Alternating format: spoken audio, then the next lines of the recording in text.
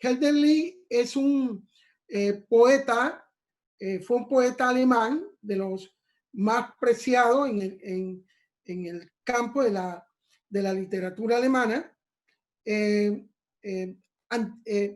Indudablemente no cercano a Martin Heidegger, más o menos con una distancia bastante grande entre Hölderlin y Martin Heidegger, pero Hölderlin es como el poeta de los alemanes, de la cultura alemana. Bien, y por Hölderlin en particular, en el marco del llamado otro pensar, llegamos a un punto de un nuevo concepto creado por Martin Heidegger, que es el otro pensar. El otro pensar es una propuesta que hace un filósofo frente al trabajo filosófico de Martin Heidegger. El padre William Richardson le publica un libro y Heidegger, en vista de la publicación de ese libro, lo que hace es enviarle una carta que la conocemos como la carta al padre William Richardson, en donde él va a ir aclarando lo que el padre Richardson considera como el otro, digamos, como un segundo Heidegger. Pero no hay un segundo Heidegger. Ahí él dice que es uno. Ya, y más adelante lo voy a explicar. Pero luego con el tiempo se ha condensado el concepto del otro pensar. Bien, este otro pensar es lo que finalmente nos va a llamar la atención. Recuerden que básicamente el diálogo que hoy vamos a tener es la relación que hay entre el pensar y el poetizar. O, si lo quieres, entre la filosofía y la literatura.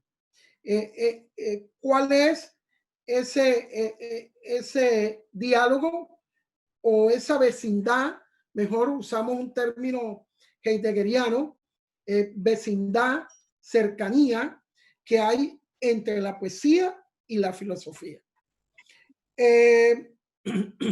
Bueno, esa cercanía va a ser tratada, a mi parecer, en el momento en que Heidegger comienza el proceso del otro pensar.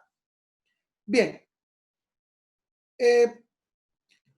para concretizar un poco esto, voy a ir a un texto de Martin Heidegger que ha sido publicado después de muerto, ya son documentos póstumos.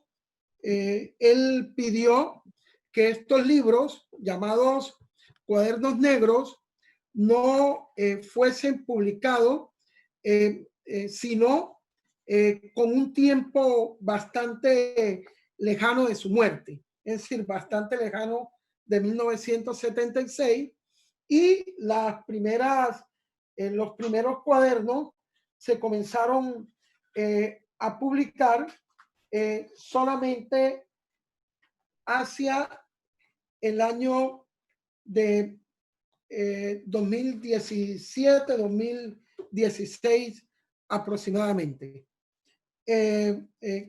Porque él pidió que no fueran publicados.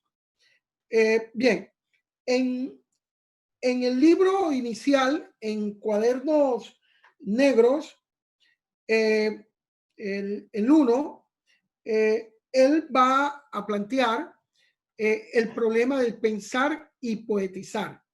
Dice Heidegger lo siguiente: pensar es,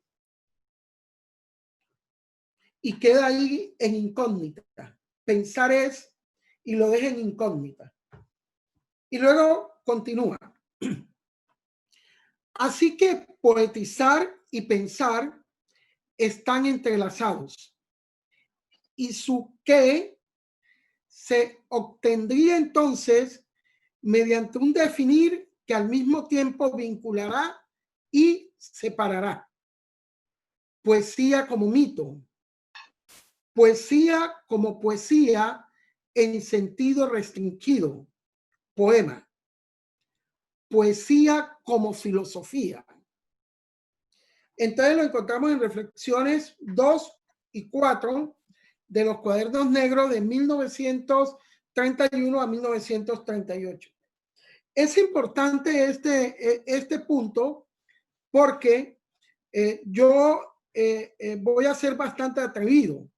Yo voy a plantear aquí que observo en Heidegger un acercamiento a ese mundo de la literatura a través de la poesía, pero un acercamiento en donde él va a pensar que filosofía y poesía, filosofía y literatura son extremadamente cercanas. Hay una vecindad, hay un acompañamiento, la filosofía acompaña a la poesía acompaña a la filosofía, cosa que es bastante problemática. ¿Por qué es problemática? Porque desde el principio de la filosofía nos vamos a encontrar una separación entre el mundo de la literatura y el mundo de la filosofía. Específicamente en Platón, que es el que voy a tratar a continuación, vamos a ver que Platón va a establecer ese, digamos, alejamiento de la literatura del campo de la filosofía, aunque algunas veces parece bastante contradictorio. Bien, entonces la pregunta que nos vamos a plantear acá será: ¿de qué manera el arte poetizante constituye una forma de fundación de la verdad según Heidegger? Bien, entonces aquí ya hemos llegado a un tercer punto y tiene que ver con el hecho de que el pensar poetizante se va a plantear como una fundación de la verdad. Sí, es importante lo siguiente.